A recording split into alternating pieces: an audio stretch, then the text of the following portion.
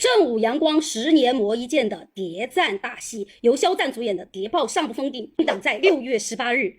期待值拉满。但是期待之余，心里也悬着一块石头，毕竟那个曾经出品必属精品的正午阳光，刚刚经历了被戏称为1年3扑的2025年。2025年被媒体形容为正午阳光的至暗时刻，从淬火年代的热播期集均不足1000万，到樱桃琥珀口碑热度双滑坡，再到悬疑剧命悬一生叫好不叫座的1年3扑的舆论标签，就像一把利刃划破了国剧门面的那块曾经坚不可摧的招牌。于是正午跌落神坛的声音甚嚣尘上，而今年播出的《生命树》和《雨霖铃》其收视同样没有达到预期，让正午阳光更是雪上加霜。然而其实用心看剧的人就会发现，淬火年代豆瓣开分7.2，命悬一生7.8，生命树斩获8.4分，并在31届白玉兰奖中获得了8项提名，质量依然是正午阳光捍卫的底线，只是在数据和热度的洪流里没有大流量的加持，好久也怕巷子深。这折射出一个令人心酸的悖论：正午阳光的制作水准并未明显下滑，但市场的游戏规则已经彻底改变，曾经靠正午出品4个字就能够吸引观众自发暗恋的黄金时代一去不返了。从父母爱情到琅琊榜，从伪装者到山海情，正午阳光踩过的每一个脚印都是国剧史上的里程碑。但时代变了，观众变了，传播逻辑也彻底变了。正午阳光手里的牌，反套路的剧本，精良的制作，立体的群像刻画，在这个热搜即真理的时代，分量似乎不如一张顶流海报来得重。这一次正午阳光选择用一部谍战剧来打这场翻身仗，绝非偶然。《谍报上不封顶》改编自商次子同名小说，背景设在1948年淮海战役前夕的南京。肖战饰演的地下党员任少白因单线联系人牺牲而蛰伏5年，后借一桩军饷贪污案重启任务，在国防部情报厅步步为营。这个角色的设定很有张力，表面上他是金陵城最会玩的纨绔少爷，西装金丝眼镜逛舞厅玩古玩，骨子里他是在暗夜里独自穿行的坚守者，每一个微笑都可能是伪装，每一句话都可能关乎生死。更值得关注的是题材创新，这部剧摒弃了传统的枪火谍战，转而聚焦金融谍战、币制改革、经济暗战、昆曲密码、算盘代码，用非遗元素和智斗逻辑重新定义了谍战剧的边界。编剧团队来自琅琊榜和大江大河，导演张开宙在逻辑打磨上花了大量的功夫，这种反套路的叙事恰恰是正午阳光最擅长的领域。在去年，肖战和正午阳光合作的《德贤景致》取得了不错的成绩，所以这一次肖战的加盟让这部剧在开播前就引爆了市场，优酷和微博双端预约突破200万，刷新谍战剧历史记录，话题单日阅读量呢超了10亿。迪士尼提前买下北美及东南亚12国版权，数据证明顶流的号召力依然是破圈最直接的武器。但这也带来了另一个审视，肖战需要在演技派的审判场里证明自己不只是流量明星。不过在去年，肖战已经交上了非常好的转型答卷，他凭《上海传》获得了白玉兰奖最佳男主角提名。为了这部戏呢，他也是减重苦练，密码破译，反复揣摩每一场戏。杀青时他写道，他们都笑我识时务，只有我知道我守着的从来都不是眼前的荣华，而是千万人能挺直腰杆说话的明天。这段话不只是任少白的独白，更像是这个时代一个演员与一部作品之间彼此成就的承诺。正午阳光与肖战的联手本质上是一场市场逻辑与匠人精神的深度握手。正午阳光需要肖战带来穿透力，让好内容被更多人看见。肖战呢，也需要正午阳光的品质背书，完成从流量到演员的境界。而观众需要的是一部既能打动人心，又能引爆话题的真正的爆款。这不仅是两家的事，它是整个国剧行业的一次检验。在一个喧嚣的时代，高品质与高热度究竟可不可以兼得？其实也已经不需要证明了，因为《藏海传》已经交出了高水准的答卷。6月18日，让我们一起期待《谍报上不封顶》。今年北京台春晚的录制现场有一个细节让很多人印象深刻，肖战在体验景泰蓝制作工艺时神情专注，手上的动作细腻而沉稳。面对这项工序繁复的非遗技艺，他没有走马观花式的敷衍，而是真正沉下心来感受每一个步骤。旁边的非遗大师看着他操作，忍不住连连称赞，这也太专业了吧。然后再洗一洗。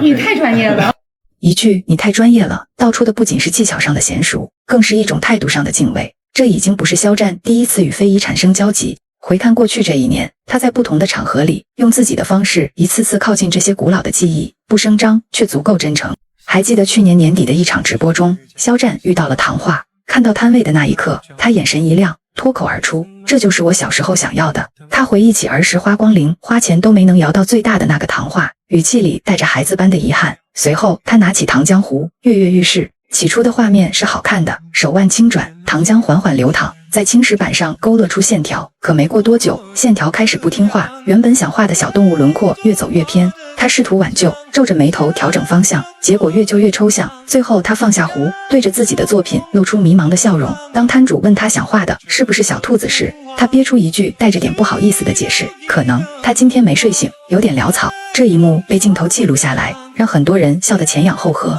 但笑过之后，更多的是被打动。现在的明星大多小心翼翼地维护着完美人设，生怕露出任何不擅长的破绽，可肖战愿意放下这些包袱，在镜头前展现一个真实的、笨拙的、努力尝试的过程。这份真实，恰恰是传统文化传播最需要的温度。它不是教科书式的说教，也不是精心设计的摆拍，而是一个普通人面对一门手艺时最本真的好奇与敬畏。有糖画艺人看到视频后专门回应，欢迎肖战同学再来深造，包教包会。这种隔空的互动，让一门古老的手艺突然变得鲜活起来。如果说糖画是一场偶遇，那么皮影戏的传播更像是一次有意识的文化带货。去年9月，文化综艺《江南12场欢聚》开播，肖战并不是节目的常驻嘉宾，只是参与了宣传。转发时特意提到了温州皮影戏与自己新剧《藏海传》中角色的文化关联。这本是一条再普通不过的微博，却在粉丝群体里激起层层涟漪。很多年轻人因为这条微博去搜了皮影戏的渊源，有人开始了解这门古老艺术的表演形式，甚至有人自发组织学习。有网友调侃，本来是想看肖战，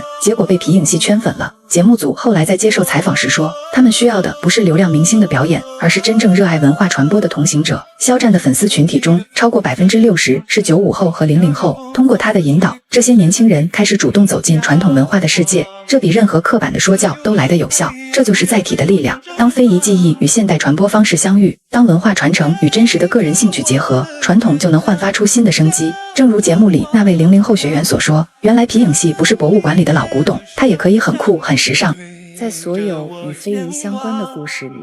最动人的或许是无锡金微秀的那一针一线。2020年，肖战发行单曲《光点》，封面是他亲手创作的，蓝色与红色的线条交织，静脉与动脉的连接处组成心脏的形状，诠释着爱是光的原点。这幅画是他送给粉丝的礼物，也是他对爱与生命的一种理解。5年后，他的粉丝小飞侠带着这份心意，找到了无锡金微秀的国家级非遗传承人赵弘毅大师。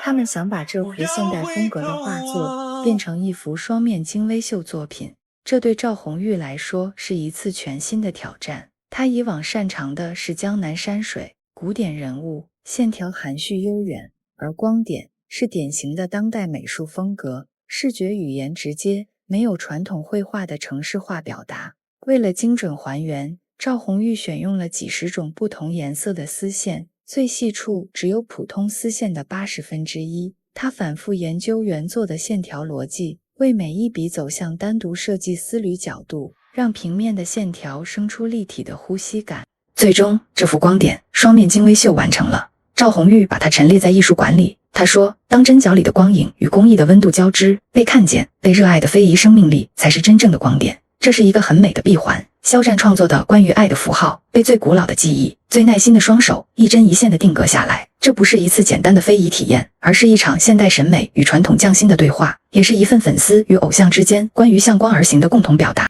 回到北京春晚的那一幕，当非遗大师输出太专业了的时候，我们看到的不是一个明星在镜头前的刻意表现，而是一个人面对传统文化时发自内心的尊重。从糖画的笨拙尝试，到皮影戏的文化关联，再到无锡金微秀的意外联动，肖战与非遗的交集从来不是刻意为之的人设，他们散落在不同的场合里，自然发生，却串成了一条清晰的线索。他愿意去了解，愿意去体验，也愿意用自己的影响力，让更多人看见这些快要被遗忘的老手艺。在这个追求速成的时代，传统技艺的传承往往显得步履蹒跚，他们需要时间，需要耐心，需要有人愿意俯下身子，去感受那一笔一画、一针一线里的温度。肖战用他的方式，让更多年轻人停下了匆忙的脚步，去看一眼皮影戏的光影，去尝一口糖画的甜，去惊叹一丝一线绣出的光点有多惊艳。大年初一，北京春晚即将播出，那一幕被大师称赞的场景会让更多人看到。但我们知道，镜头之外，他对传统文化的这份真诚，早已在更长的时间里、更多的事例中被慢慢印证。非遗需要被看见，也需要被热爱，而肖战恰好让这两件事同时发生了。